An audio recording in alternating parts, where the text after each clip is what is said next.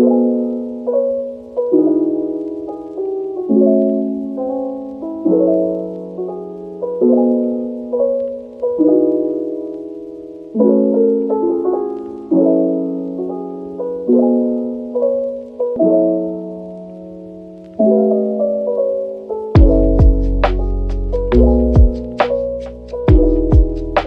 think the only proper way to start this video is to share my appreciation for you guys over the last year and a half on this channel. This is my 176th video, and there's no way I would have reached 50,000 subs if it weren't for all the times you tapped or clicked on these videos. It sounds cheesy, but I'm very, very appreciative of you guys. We thought it would be really fun to film the Q&A video while we're visiting family here in Texas. If you don't know, this is the state capital of Texas, the largest connected state in the United States. And we thought it'd be fun to do the Q&A, so let's jump right into it. No hard feelings if your question is not answered. I got a ton of questions and I wanted to answer the ones that were asked the most and the ones I thought were most interesting. So we're just gonna sit down and answer them.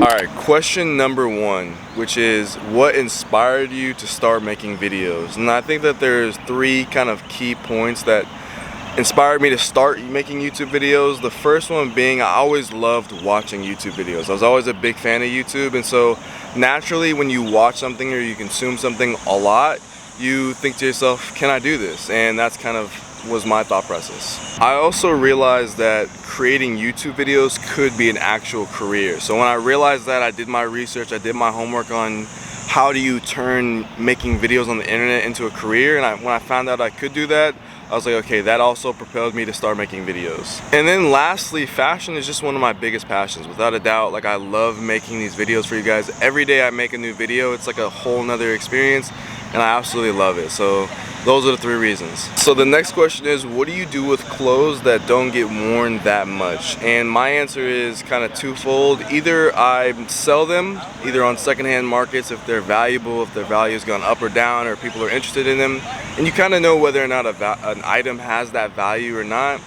And or I just take them to a local Goodwill or whatever it may be and donate them, or donate them in another capacity that helps serve the community in one way or the other. The next question is, what is my favorite city that I've been to? And let me just give you guys a hint on my favorite city. It is New York City. Oh, we got Lady Liberty right there, you feel me? Even in Texas. Favorite US city is New York. Favorite international city is where we went to about a month ago, which was Amsterdam, Netherlands. So those are my two favorite cities. Alright, next question, Lauren's gonna read it to me because I feel like that's way easier. What brand or person do you want to collab with most, and on what type of project? Yeah, this is a good question too. I would say that there is a list of people that I want to collaborate with, and the people I want to collaborate with, I want to do some type of content with them. Not necessarily product, but doing some kind of content or event. And I have my list right here, I wrote it down. So we have Drew Good, or aka Drew in Color, Owen Hyatt. I think it would be really interesting to collab with Fernando Ringal, even though he doesn't really make YouTube videos anymore. I'm very interested in meeting him and just having a conversation with him. Kyron is another person I really want to also meet in person and collaborate with and talk with. And then last but not least, someone who's absolutely killing it on TikTok is Julian Carter. I think what Julian's content does on TikTok is fantastic, and it would be cool to meet him and maybe do something and learn, because I feel like he could teach me a lot too. Like, his ability to repurpose garments and recreate things is insane. And for brands, I think they would be Story MFG, New Balance, Online Ceramics is a brand that's really interesting to me right now, Our Legacy, and if ALD ever wanted to do a collab of any kind, my phone is always available if ALD wants to do a collab. That's what I wanted to say. Next question was, when did your YouTube channel explode? Easy answer, I feel like it still hasn't exploded yet. We're at 50,000, but true YouTube explosion would be like 1 million or something like that. So it's been a steady trickle through the last year and a half. Next question is my feelings on bloatcore, and this was asked by Lucas Cash Money, someone who we might see today in Austin, as you know, we're in his capital right now. Yeah, Lucas, so bloatcore, I think it's an interesting sub-genre within fashion right now that's kind of growing in prominence more so over the last 3 to 4 months. For me personally, I'm not one to participate. I don't think it's really my genre that like I love, but I think it's still very interesting. And I will be making a video on the rise of bloatcore, which I feel like is going to be something relatively interesting to talk about. But I want to pose the question to you guys down in the comments. What do you guys think of bloatcore? If you don't know what it is, then wait for my video and I'll explain it. Do I plan on doing more trips like I did with Amsterdam? And the answer is unequivocally yes. Maybe Paris, maybe Switzerland. One's a city, one's a country. Maybe maybe France, maybe Switzerland. We'll see. Is cereal a soup? Nah, man. Cereal is not a soup. Cereal, it's cold milk and sugary wheat. That's what cereal is, and it's not soup. If you could swap closet with 3 influencers, who would they be? I think first person that comes to mind, Kyron Warwick. This closet seems amazing.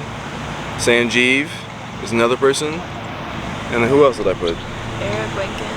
Oh yeah, for footwear, there's this influencer, you know, Instagram guy.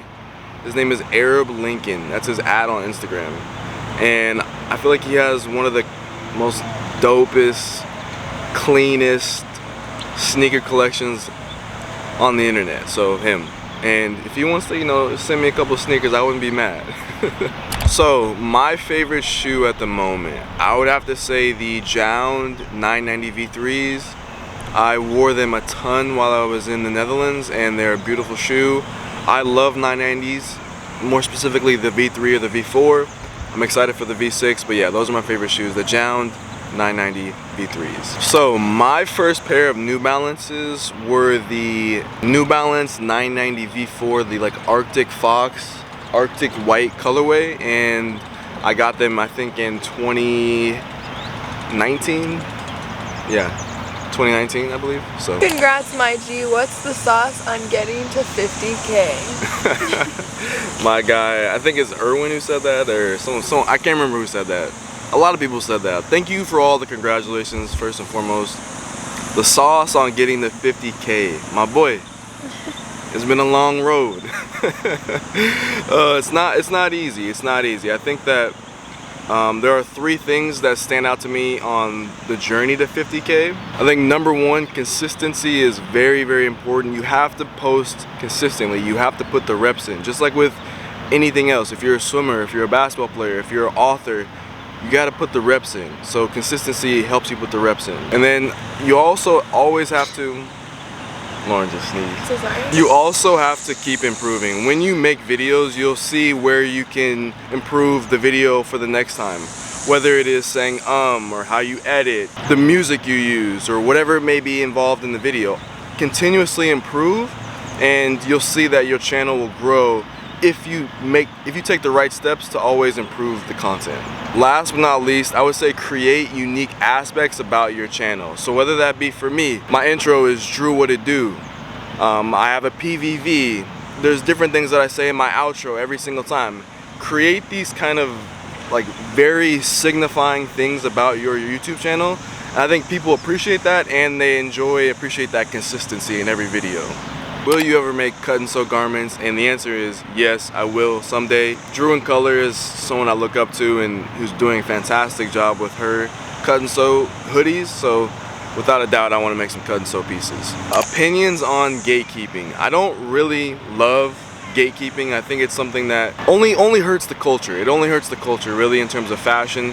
We live in a time period where information is so valuable to the society we live in, whether it be Wikipedia, all the information we have at our fingertips with cell phones and smartphones. It doesn't make sense for people to gatekeep information when literally our time period in history is defined by the information we give out, because we're a part of the information age. Like, it's kind of a nerdy answer, but it's the truth. Like, we literally live in a world where our world is better today because of the fact that people share knowledge and information and expertise. So it should be applied to fashion as well.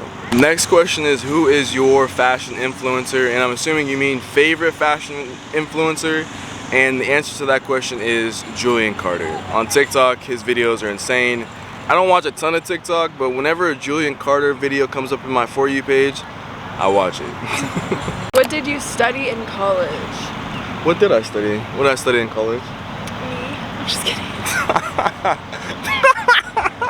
I studied marketing in college, and I don't think marketing is imperative to do what I've done, but getting an education, having an education, furthering your knowledge is always imperative. Whether you do it in college, do it through YouTube University, or you do it through courses, get your education, study, and strive for excellence. When are we going to see some basketball related content? So, if you don't know, in my past life, I was a Division I hooper. I played basketball for 20 plus years. It's a huge aspect of who I am. I consider myself to be in the transition from basketball player to fashion guy, right? And some people have seen some of my early videos. I'm doing a lot of jibber jabbering. The answer to the question is, I'll put basketball in my videos when I feel like it's appropriate. So if I'm doing a footwear review of some 550s and I think it would be cool to have them on court, then I'd put it in there. But I'm not gonna put basketball in my videos when I'm talking about Japanese Americana. It just doesn't really make sense. So when it's appropriate, I'll add it. Of course, it's a part of who I am. When it's not appropriate, I'll leave it out. How often do I read manga or watch anime? And the answer to that question, all the time. Every damn day. Every day. Every day. I love that stuff. It's like another one of my passions. I would say that, you know, in my life I've had some major character arcs. If you know, you know. As a kid, I was into Spider-Man and basketball, and then basketball, and now fashion and manga and anime. It's just one of my key character arcs. So alright, this is the last question of the video. You guys have been fantastic. Thank you guys again for submitting questions. Hopefully the video isn't too long. Lauren, go ahead and ask that last question. So this person said, I am just about to exit out of high school to college. Any general advice for me?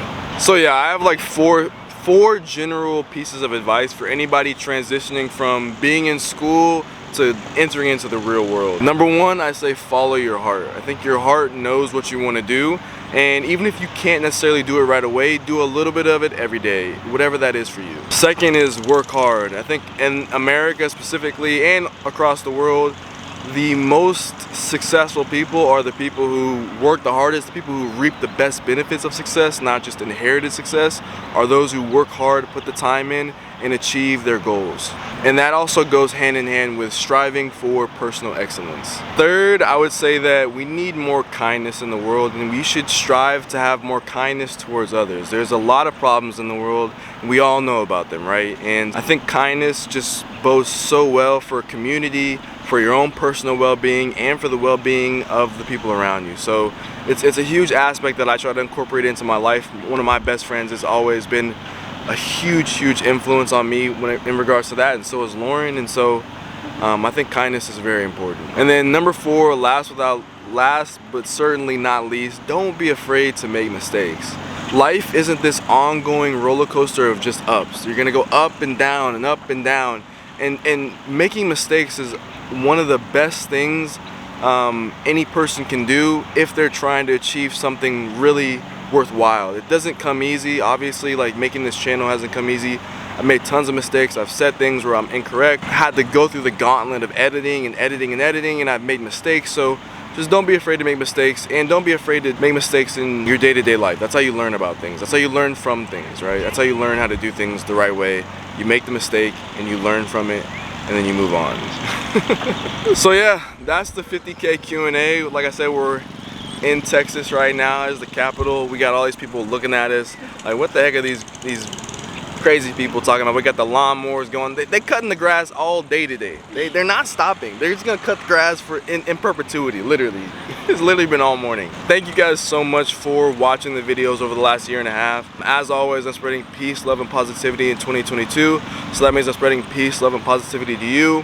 Wherever you are in the world, have a wonderful rest of your day. Avianto. Yo, what is good, PVV? Here's a fist bump for the one time. Bop! You know, we get down, we always do two of these things. Bop! Shout out to you guys for being the best post-vid in the fashion community, man. You're the reason why we made it to 50K. And I also, in the PVV, want to give 2 other shout outs. We're here in Austin, and while we were here, we had a chance to meet up with Lucas Cash and the Creative Cloth, aka Gregory Cooper, and those are some fantastic dudes, so I want to give them a shout out. I want to keep the PVV brief for this video. Got mad love for y'all. Shout out to y'all. See y'all next week.